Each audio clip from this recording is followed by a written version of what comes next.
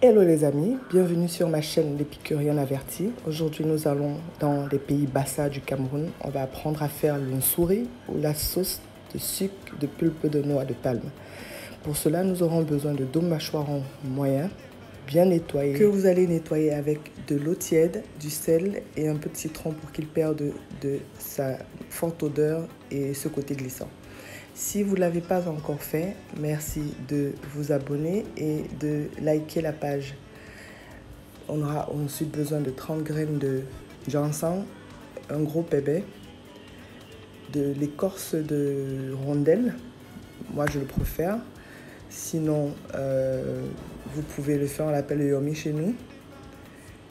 Et ensuite, vous pouvez possiblement le remplacer si vous n'en avez pas avec les rondelles. C'est son fruit ou sa graine. C'est ça là que vous voyez. On l'appelle rondelle, mais on n'en met pas beaucoup parce que l'odeur est assez forte. Et ensuite, on aura besoin de l'essai aux 4 côtés, de la feuille de kenkeliba, ensuite du sel, du cube, c'est facultatif, de l'oignon, du jus de noix de palme, ou le sucre de noix de palme, 1 litre, et notre feuille de macep ou basilic sauvage, très important pour la préparation. Et ensuite aussi un peu de kotimanjo aussi, qui peuvent être remplacés au cas où vous n'en avez pas par du basilic. On va mettre tous ces ingrédients secs à griller un tout petit peu pour ressortir leur odeur, mais on ne le fait pas beaucoup. Donc c'est une question juste de prendre un peu de couleur. On va les griller et ensuite on va passer le tout à la... J'aurais pu les écraser à la machine, mais je préfère le old school. Là. On dit c'est la vieille marmite qui fait la bonne sauce. On va les écraser à la main et ça va être fun. Alors, une petite astuce quand vous écrasez vos ingrédients à la main, c'est sur la machine, sur une pierre à écraser, pardon. Il est important de vous rassurer de la stabilité de la pierre en elle-même. Parce que vous allez remarquer directement, après que j'ai commencé, j'ai complètement oublié cette astuce. Aussi, je mets un peu de sel pour faciliter le geste d'écraser les ingrédients. Vous allez voir là directement, j'ai mis un petit tissu en bas pour que ce soit un peu plus stable. Alors vous allez écraser avec du sel, ça permet le geste facile et avec des ingrédients écrasés à la pierre, j'ai toujours l'impression que ça donne un autre aspect, je sais pas, notre goût, on rajoute pas trop d'eau et les oignons aussi vont dégager leur eau, leur liquide, et puis ça va faciliter l'écrasement des ingrédients. Alors je le fais à la main, c'est fun. Ça c'est une pierre offerte par ma grand-mère il y a de cela quelques années.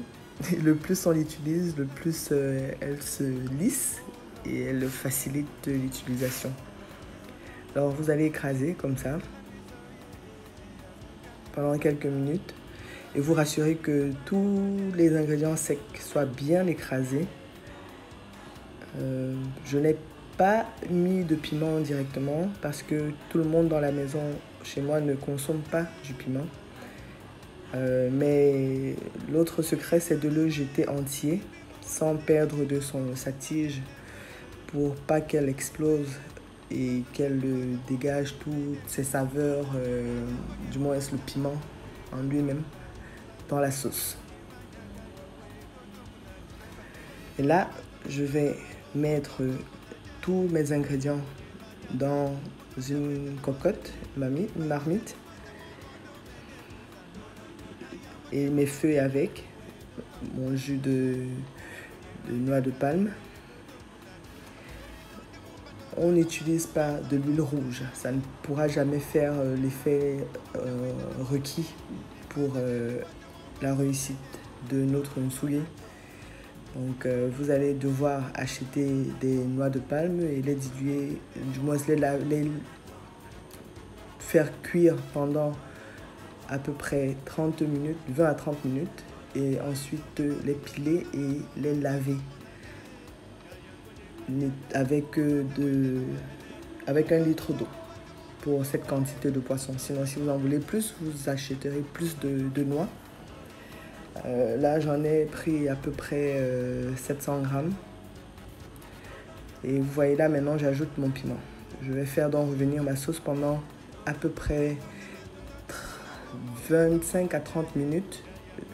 Et vous pouvez ajuster votre assaisonnement selon votre goût personnel. J'ai mis 1 cube crevettes, mais vous pouvez mettre de votre choix. Et vous voyez, je ne tourne pas la marmite de poisson. Dans ce cas-ci, il est primordial pour ne pas le briser, le détruire, de le cuire et de verser le jus comme vous voyez après quelques minutes au-dessus. Et là, maintenant, je vous montre la technique de grand-mère pour bien tourner. J'espère que vous avez apprécié la leçon. Si oui, marquez un pouce. Et si vous ne l'avez pas encore fait, merci de vous abonner. Merci et à bientôt. Enjoy!